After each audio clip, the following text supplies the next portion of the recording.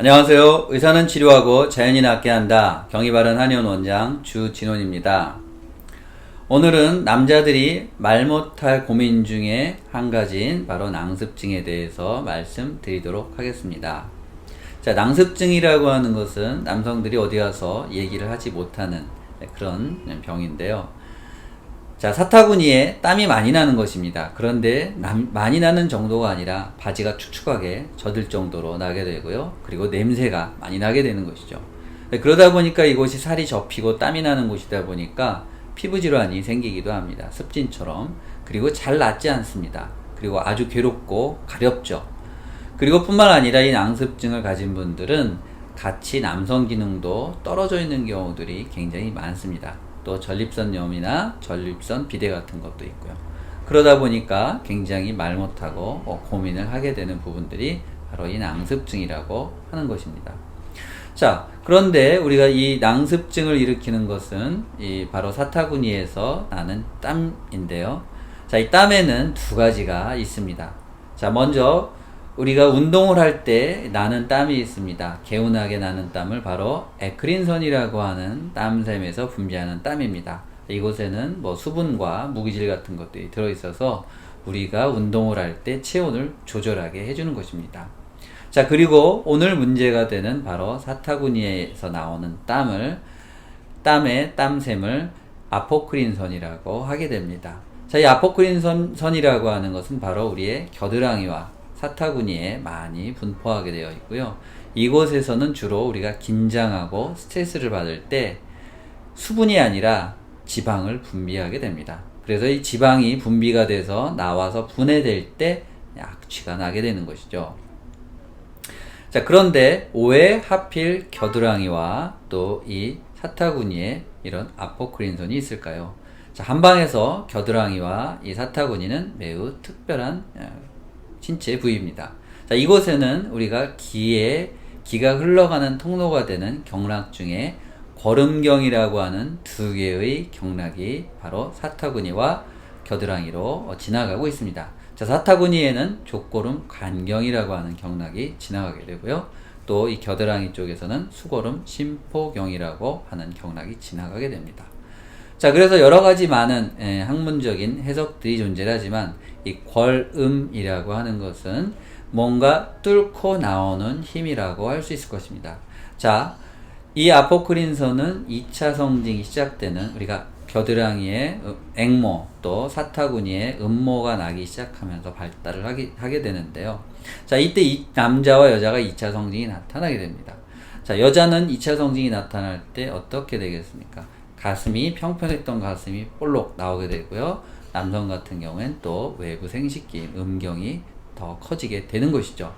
자, 우리가 젊은 사람들은 이런 것이 얼만큼 중요한지 또 힘이 있는 것인지를 이해할 수 없을 수도 있습니다. 하지만 자, 나이가 드신 분들의 여성들의 가슴을 보면 가슴이 처져 있게 됩니다. 중력에 의해서 당겨지게 되는 것이죠. 이렇게 형태를 유지하기가 힘듭니다. 역시 남성도 마찬가지로 외부 생식기가 처지게 되는 것이죠. 그것은 바로 이 앞서 말씀드린 궐음이라고 하는 것은 뚫고 나오는 힘인데 이 힘들이 약해지는 것이 바로 되겠습니다. 그래서 사춘기라고 하는 것은 바로 이렇게 땅을 뚫고 새싹이 나오듯이 이 자기의 2차 성징의 중요 기관들이 힘있게 뚫고 나오는 그런 기운을 가지고 있는 것이 바로 궐음이라고 볼 수가 있겠습니다. 그래서 이렇게 이 궐음이라고 하는 것이 땅을 뚫고 새싹을 틔우는 것인데 만약 이것이 이 땅 속에 있던 씨앗이 이 땅을 뚫고 새싹을 틔우지 못하면 어떻게 될까요? 네, 그것은 바로 땅 속에서 그냥 썩어버리는 것입니다. 또 반대로 이 물이 너무 많아서 물을 많이 주게 되면 씨앗이 어떻게 될까요? 예, 역시 썩어버리게 되는 것입니다. 그래서 이렇게 해서 썩어버리고 물러지는 현상, 이것을 바로 습이라고 하게 됩니다. 그래서 낭습이라고 하는 것은 단순하게 축축하다라고 하는 것이 아니라 바로 앞서 말씀드린 궐음이라고 하는 이 힘이 뚫고 나오는 힘이 약하거나 또는 그래서 우리 몸에 이러한 축축한 습성의 기운들이 너무 많거나 두 가지의 어떤 균형에 의해서 이 문제가 발생한다고 볼 수 있을 것입니다.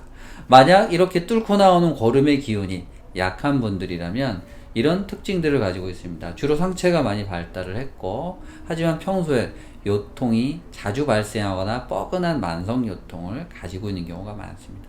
그리고 우리가 소변을 볼 때 소변이 좀 빈번하거나 또는 소변 줄기가 약한 특징을 가지고 있게 되고요. 성격적으로는 약간 다혈질이면서 짜증을 많이 낼 수가 있습니다. 그리고 이런 습성이 많은 경우에는 좀 비만하거나 과체중이거나 이런 분들은 기름진 음식을 굉장히 좋아하고 술을 많이 드시거나 또는 스트레스를 잘 받거나 이런 체질들을 가지고 있게 되는 것이죠. 그래서 때로는 이것이 나눠져 있기보다는 젊은 분들 중에서도 어떤 이유로 인해서 갑자기 스트레스를 받고 체중이 늘게 되면서 낭습증이 생기거나 또 남성 기능도 떨어지는 경우들이 발생하게 되는 것은 바로 이런 우리 몸의 습성이 이런 습열이라고 하는 것이 발생하게 되면 그 뚫고 나오는 고름의 기운을 막아버리기 때문입니다. 자, 그럼 우리가 이것을 어떻게 치료하는 것이 필요할까요? 여러 가지가 있겠습니다만 앞서 말씀드린 대로 제일 중요한 것은 우리가 자연의 현상을 가지고 비유를 해서 말씀드리면 우리가 물에 젖은 것은 무조건 축축해지고 깔아앉게 됩니다. 하지만 햇볕에 말리게 되면 어떻게 되겠습니까? 햇볕에 말리면 뽀송뽀송해지고 이불도 바삭바삭해지게 되는 것이죠. 마찬가지로 이런 원리로 우리가 침치료나 한약치료를 통해서 우리 몸에 있는 습한 기운들을 제거하고 우리가 뚫고 나오는 힘을 만들어 주게 되는 것이 되겠습니다. 그래서 여러분들께서 이런 낭습증을 가지고 계시다면 왜 이런 현상이 생기는지를 좀 이해를 하시는 데 도움이 되셨으면 좀 좋겠고요. 또 한방치료를 받으신다면 충분히 여러분들의 불편한 점이 해결될 수 있으실 것이라고 생각을 합니다. 오늘 제가 준비한 정보가 여러분들에게 조금이나마 도움이 되셨기를 바라겠습니다. 감사합니다.